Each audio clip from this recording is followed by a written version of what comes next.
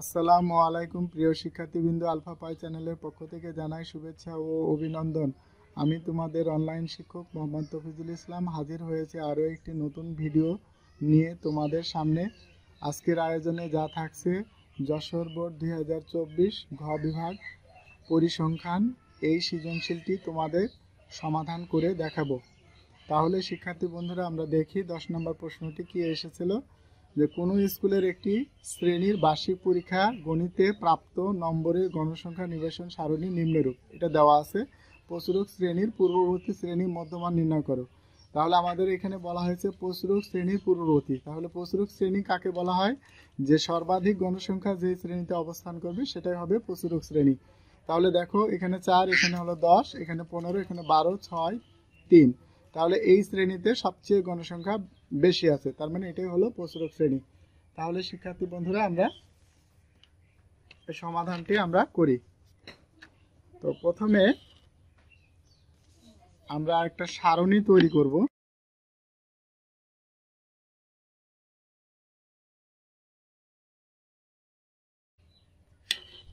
তাহলে শিক্ষার্থী বন্ধু, আমরা এখন এখানে যেটা করব, শ্রেণী ব্যাপ্তি লিখব। শ্রেণী ব্যাপ্তি,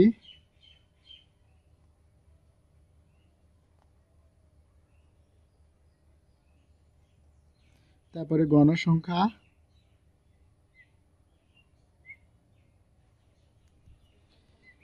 এবার আমরা লিখব 41 থেকে 50, 51 থেকে 60, 61 থেকে 70, 71 থেকে 80, 81 থেকে 90, 91 থেকে 100। তারপর এটা হলো 4, 10, 15, 12, 6, 3। তাহলে আমরা এখানে লিখব যে সর্বাধিক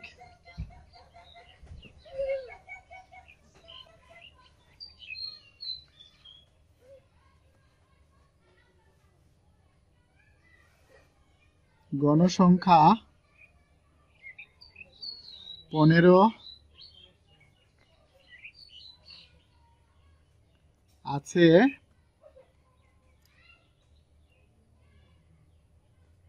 70 শ্রেণীতে।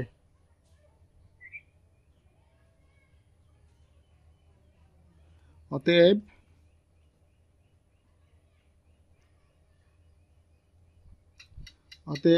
প্রচুরক শ্রেণী হলো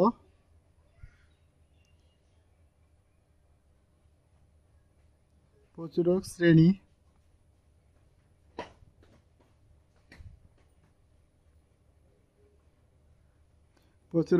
হলো 61 থেকে 70। এবার বলা হয়েছে কি, প্রচুরক শ্রেণীর পূর্ববর্তী শ্রেণীর মধ্যমান। তাহলে আমরা এখানে লিখি পূর্ববর্তী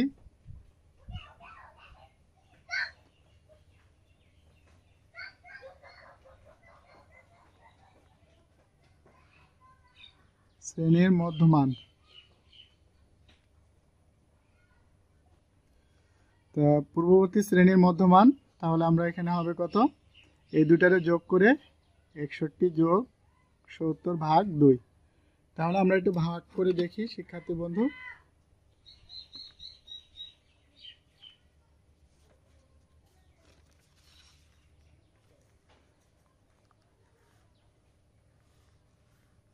তাহলে আমরা এটা ভাগ করব 61 প্লাস 70 ইকুয়াল টু ভাগ 2,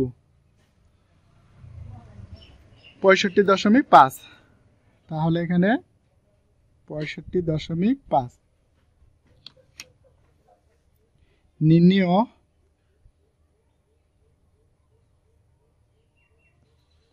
পূর্ববর্তী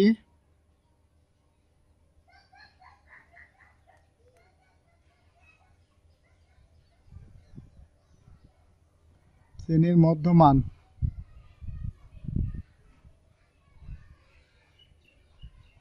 (65.5) এরপর পরবর্তী প্রশ্নটি দেখি শিক্ষার্থী বন্ধু আমরা।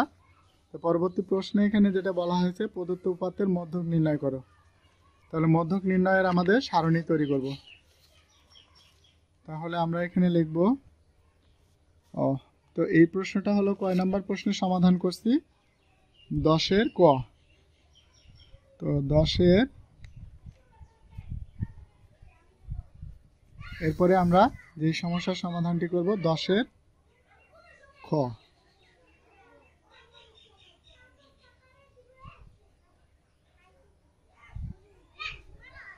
দশের খ, তাহলে 10-এর খ যে প্রশ্নটি বলা হয়েছে যে উপাত্ত, তাহলে আমরা মধ্যক নির্ণয়ের সারণী নিম্নরূপ, আমরা এটা লিখব।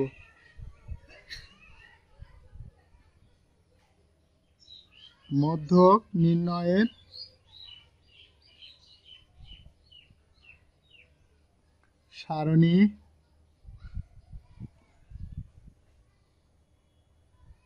সারণী নিম্নরূপ।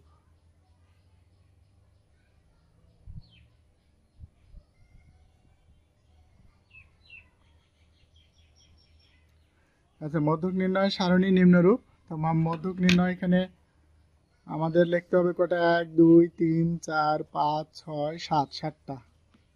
তাহলে আমরা শিক্ষার্থী বন্ধুরা আমরা 7টার জন্য আমরা 8টা রেখা টেনে নেব, তাহলে হবে এখানে 1, তারপর 2, তারপরে 3, 4, 5, 6, 7, 8। 1 2 3 4 5 6, 1 2 3 4 5 6 7। আচ্ছা, 7টা হয়েছে। তাহলে আমরা এখন এটা এখানে 3টা অঙ্কন করব, 2টা, আচ্ছা এই ভাগ একটা আর সর্বশেষ ভাগ একটা।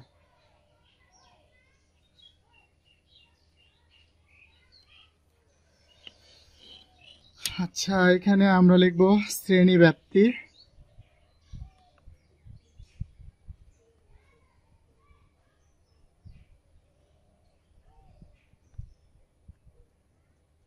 শ্রেণী ব্যাপ্তি এখানে গণসংখ্যা, তারপরে ক্রমযোজিত গণসংখ্যা।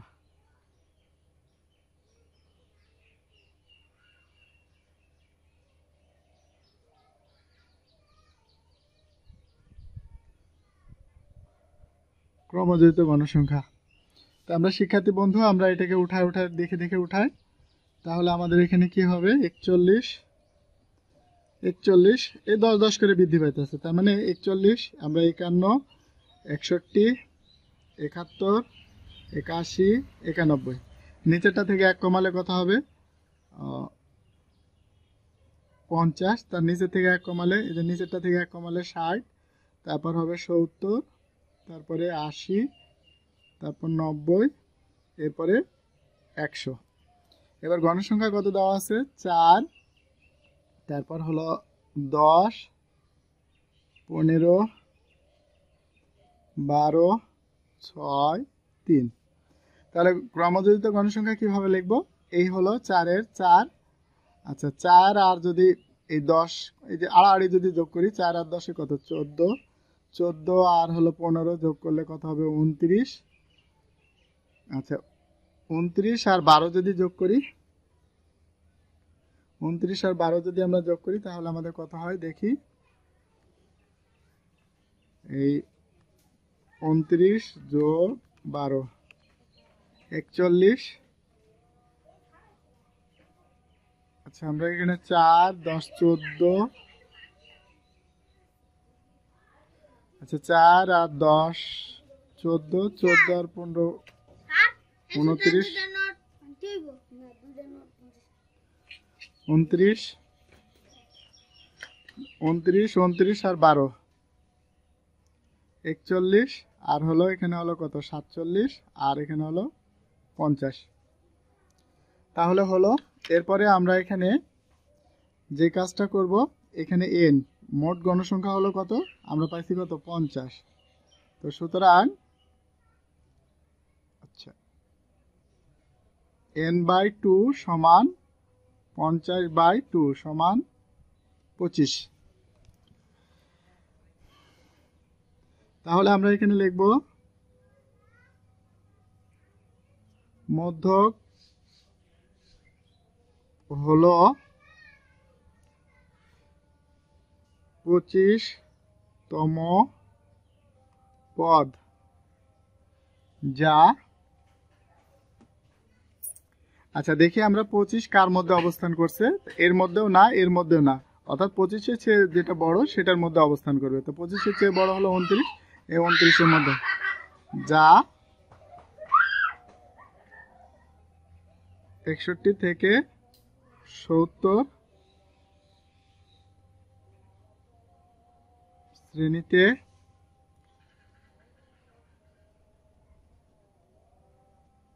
অবস্থিত। অতএব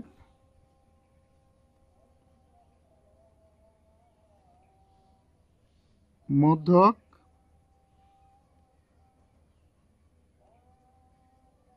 হলো, মধ্যক শ্রেণী হলো 61 থেকে 70। আচ্ছা, তাহলে আমরা জানি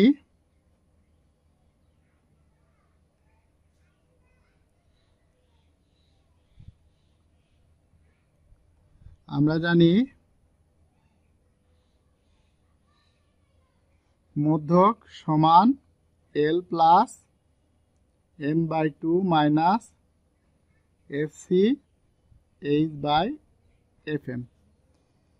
তাহলে শিক্ষার্থী বন্ধুরা, আমরা এখানে একটা খাড়া দাগ দিয়ে এখানে লিখব, আচ্ছা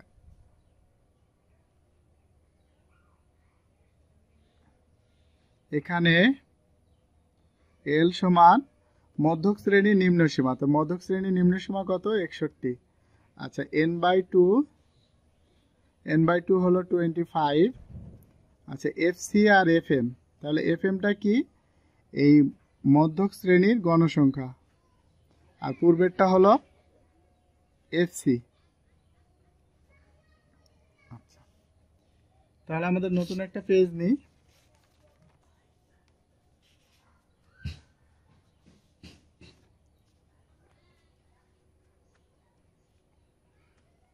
এরপরে আমরা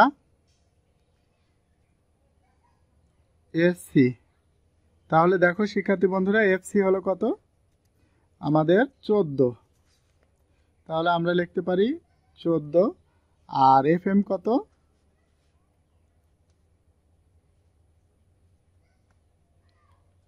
FM হলো 15,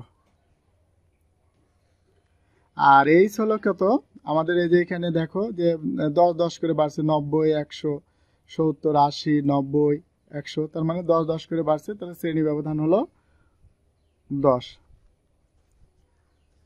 তাহলে শিক্ষার্থী বন্ধুরা, আমরা এখন এখানে যে কাজটা করব,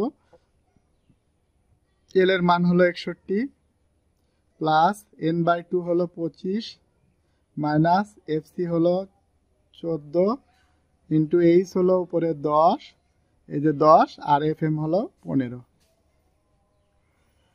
আচ্ছা, এরপরে আমরা এখানে কত করব, 61 প্লাস এখান থেকে এটা বাদ দিলে কত থাকে, 11 গুণ 10/15, 61 প্লাস 10 দিয়ে গুণ করলে 110 ভাগ 15।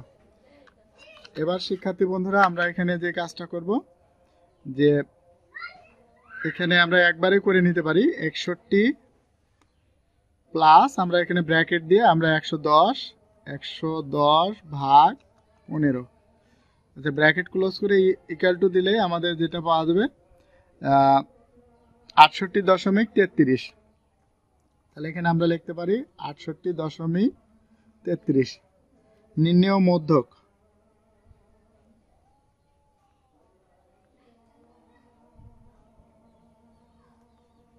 মধ্যক 68.33। এরপরে শিক্ষার্থী বন্ধু, আমাদের 10-এর গ, তো 10-এর ঘতে বলা হয়েছে কি, বর্ণনা সহ প্রদত্ত উপাত্তের গণসংখ্যা বহুভুজ অঙ্কন করো। তাহলে আমাদের এখানে বহুভুজ অঙ্কনের সারণীটা আমরা নিম্নরূপ। তো আমাদের এখানে দেখে দেখে আমরা একটু লিখি এই জায়গাটায়। এখানে শ্রেণী ব্যাপ্তি,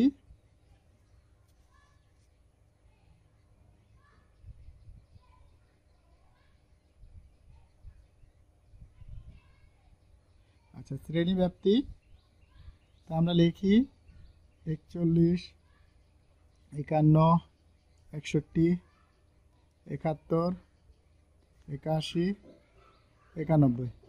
নিচেরটা থেকে 1 কমালে কত হবে? 50। তার নিচেরটা থেকে 1 কমালে 60, 70, 80, 90, 100। তারপরে আমরা এখানে লিখব কি, শ্রেণীর মধ্যমান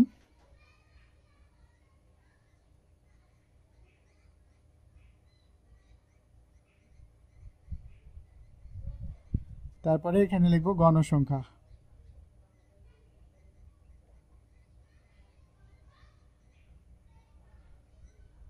গণসংখ্যা তো শ্রেণীর মধ্যমান আমরা কিভাবে বের করব শিক্ষার্থী বন্ধু, আমরা একটু দেখি ক্যালকুলেটরের সাহায্যে। তো আমরা এখানে যেটা করব 41 যোগ 50 ইকুয়াল টু ভাগ 2। আচ্ছা তাহলে কত হলো? 45.5। এটা লিখবো কত? 45.5। তাহলে শ্রেণী ব্যবধান কত করে?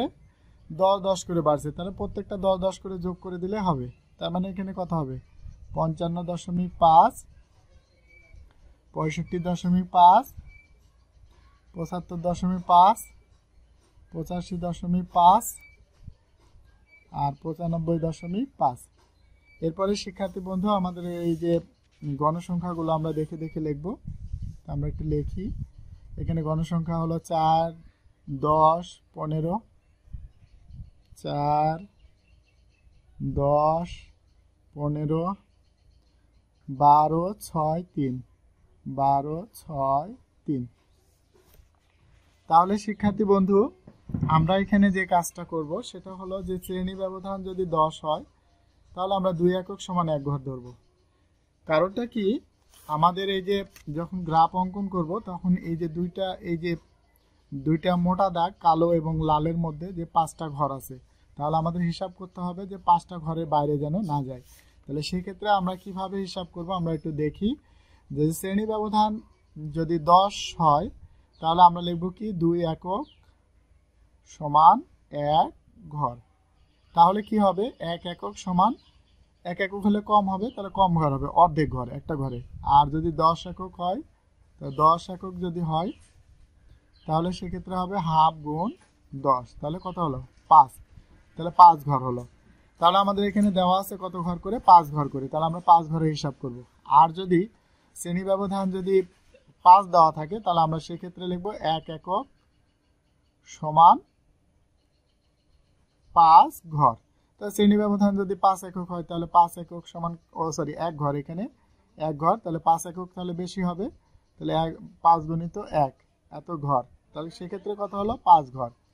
যদি এই দুইটার কোনোটাই না হয়, মনে করো যে 6 বা 7 বা 8 দেওয়া আছে, মনে করো 7 একক, তাহলে যদি 7 হয় শ্রেণী ব্যবধান 7 একক সমান আমরা 5 ঘর ধরবো। যদি এই দুটো না হয় তাহলে আমরা এই দুটোর মধ্যে যে কোনো একটা ধরবো। তাহলে 1 একক সমান এই 5 ভাগ 7 ঘর। সুতরাং ওই শ্রেণী ব্যবধান 7 একক হলে বেশি হবে, 5 ভাগ 7 গণিত 7, তাহলে 7 কাটা, তাহলে কত হলো? 5 ঘর। তাহলে শিক্ষার্থী বন্ধুরা তোমরা বুঝতে পারছো নিশ্চয়। তাহলে আমরা এখন ভাষাটাই শুরু করে দেব, ভাষা লেখা। তাহলে আমরা এখানে লিখব ছক কাগজে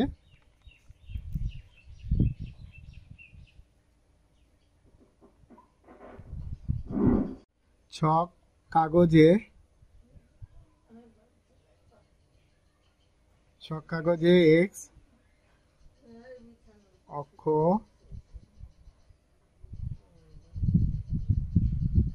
বরাবর শ্রেণীর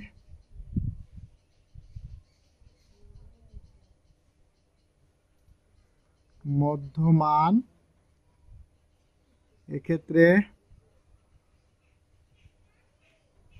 এক্ষেত্রে 2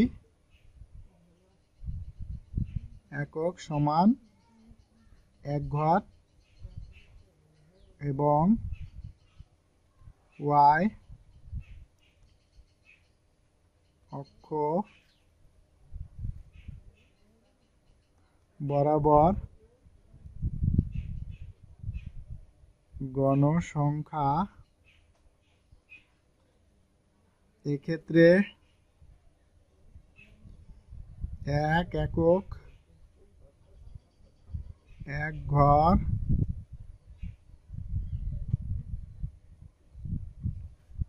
ধরিয়া বহুভুজ অঙ্কন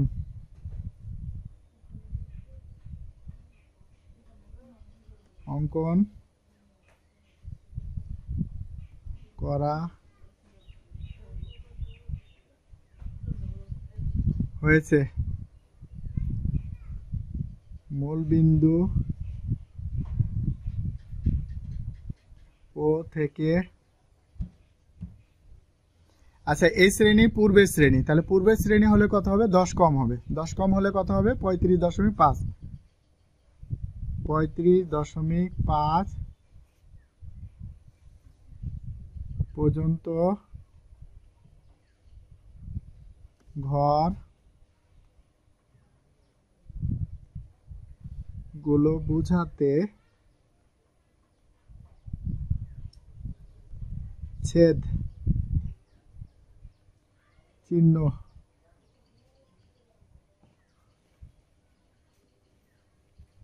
ব্যবহার করা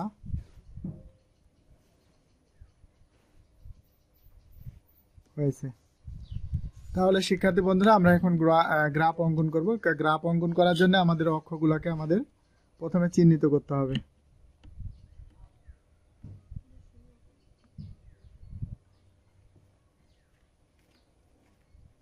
মোটা দাগ বরাবর আমরা অক্ষ নিব, সেটা লাল হোক কিংবা কালো।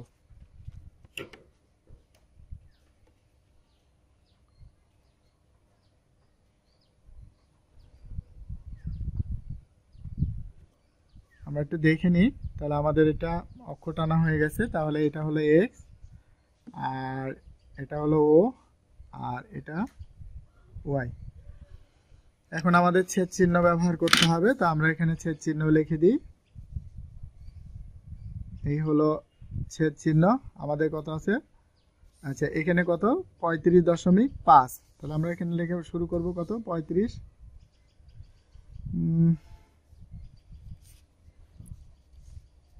আচ্ছা 35.5, তারপরে 45.5, 55.5, 65.5, 75.5, 85, 95.5। এই শ্রেণীর পরেরটা নিলে কত হবে? 105.5, 105.5। এরপরে শিক্ষার্থী বন্ধুরা আমরা এখানে দেখি 4 আচ্ছা এখানে আমাদের 5 যেহেতু এই 1 একক সমান 1 ঘর ধরছি, তার মানে এখানে 5 করে হবে। আর যদি 2 একক সমান ধরতাম তাহলে এখানে 10 লিখতে হতো, এই জায়গাতে 10। তাহলে 5, 10, 15, 20, 25। আচ্ছা এই বরাবর আমরা লিখি শ্রেণীর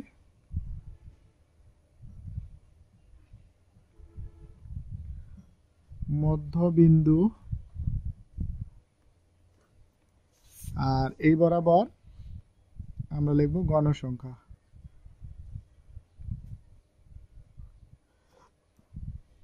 কেমন? তারপরে আমরা এখানে কত? 4। তাহলে আমরা 4 হলে পারে যে এখান থেকে 5 এক ঘর কম নেব, 4। তারপর হলো 10, এই হলো আমাদের এখানে 10।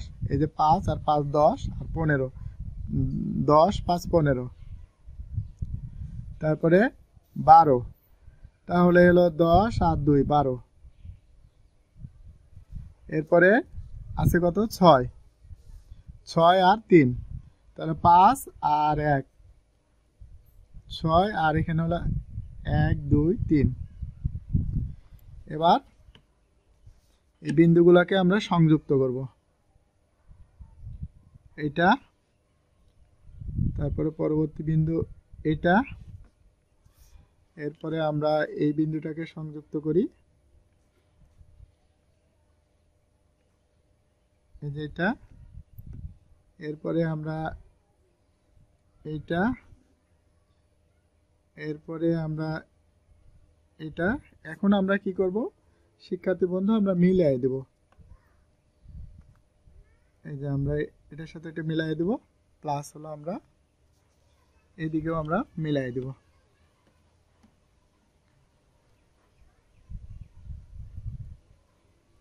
এই তাহলে আমাদের বর্ণনা সহ বহুভুজ অঙ্কন, যেহেতু আমাদের এখানে প্রশ্নে বলা হয়েছে যে বর্ণনা সহ বহুভুজ অঙ্কন করো, তো বর্ণনা সহ বহুভুজ অঙ্কন করো। তো আমাদের এখানে বর্ণনা সহ বহুভুজ অঙ্কন করা হয়েছে। তাহলে শিক্ষার্থী বন্ধুরা আজকে এ পর্যন্তই। তোমাদের সকলের সুস্বাস্থ্য কামনা করি। আল্লাহ তাআলা তোমাদের সকলকে নেক হায়াত দান করুক। আল্লাহ হাফেজ।